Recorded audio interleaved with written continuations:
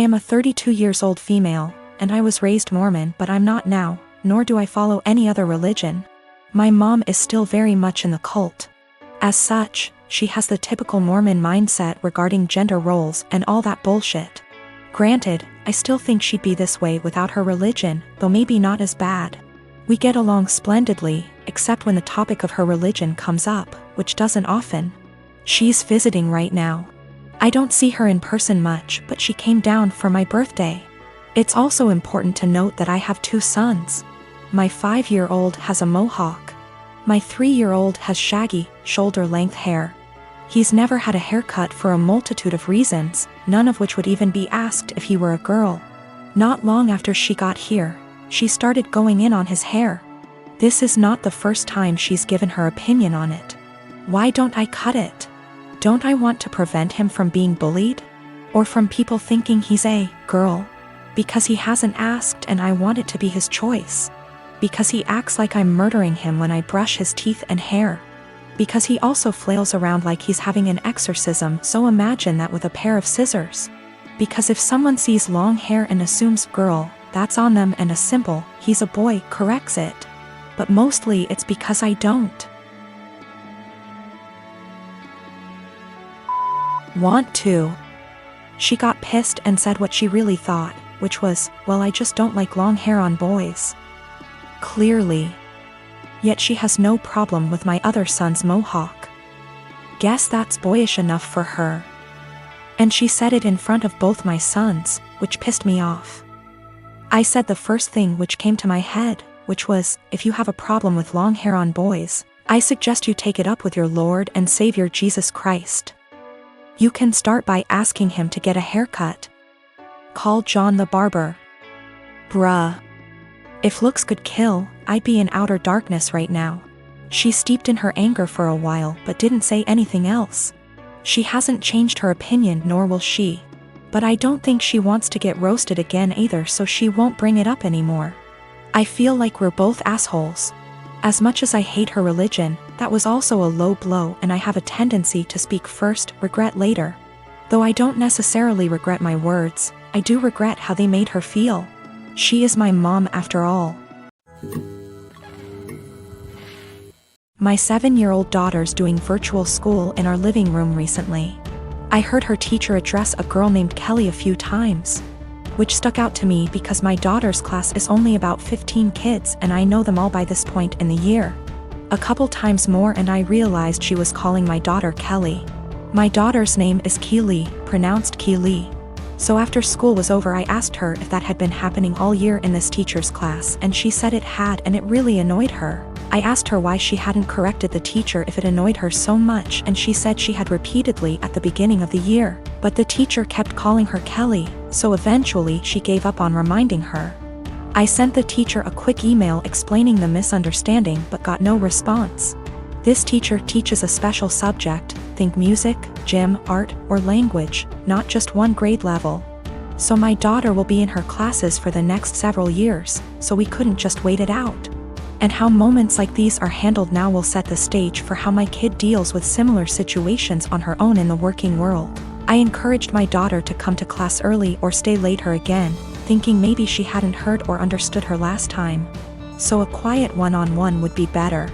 She got to the class early and she told her very politely that her name was Keely like really, instead of Kelly like jelly. And that people often get it confused, so she just wanted to clarify.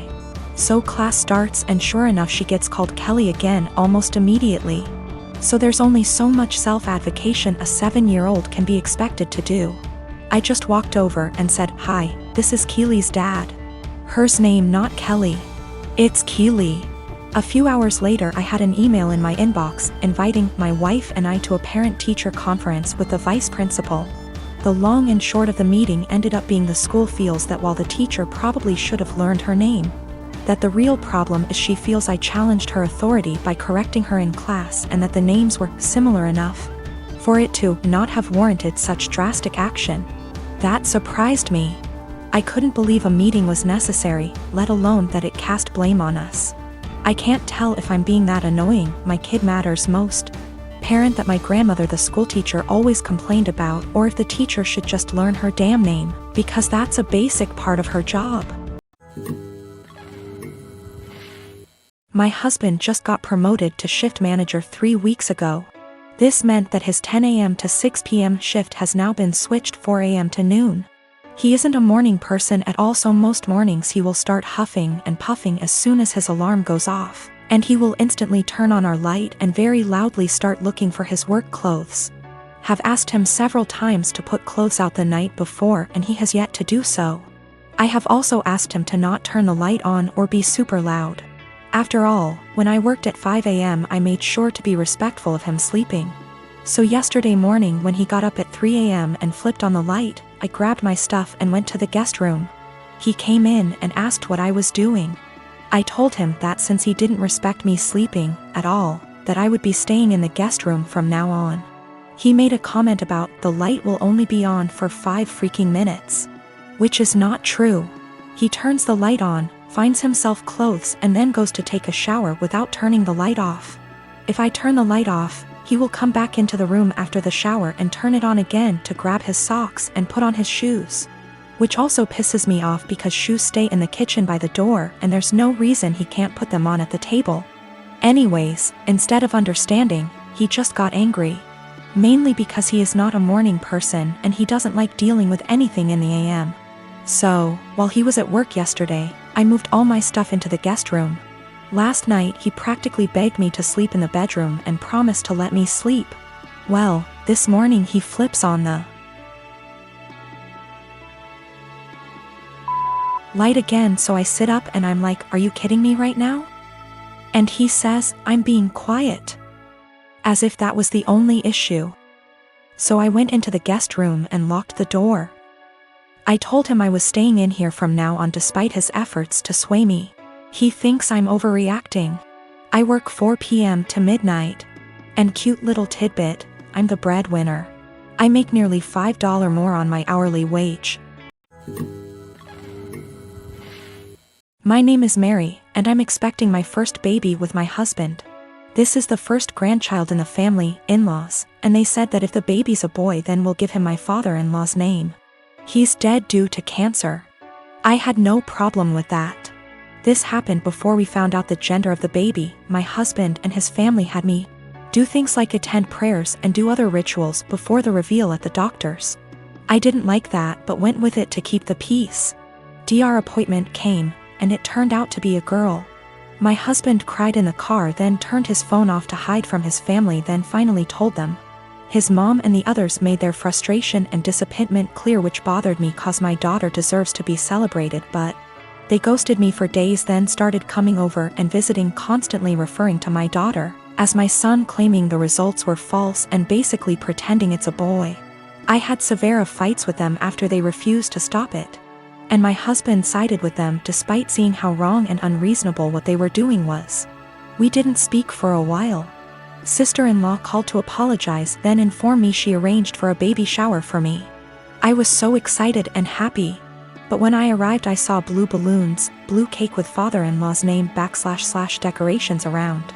I was so confused I had to sit down. Sister-in-law explained they were still hoping the gender results are false and it's a boy. I looked at my husband and he agreed with her. I lost my temper and yelled at them all, calling them delusionals and telling them to stop treating my daughter like she's unwanted and act like she doesn't exist by throwing a party for their imaginary grandson. Mother-in-law break down crying. I took my bag and walked out immediately. They started yelling and my husband followed me outside and started arguing about how I insulted his family and his dad's memory by acting like that. I told him to wake up and see the insanity in his family's behavior. He said they needed time to process the fact that it's a girl not a boy as they expected, and insisted I play along and they'll soon get over it. I said absolutely not and demanded he take me home. He said no, so I called an Uber and left. He was fuming. He called 15 times, then texted that he won't be coming home till I get my ass over and apologize for ruining everything and accusing them of being mentally unstable. I haven't responded yet. He's constantly pressuring me to get right with his family before we even talk about anything else.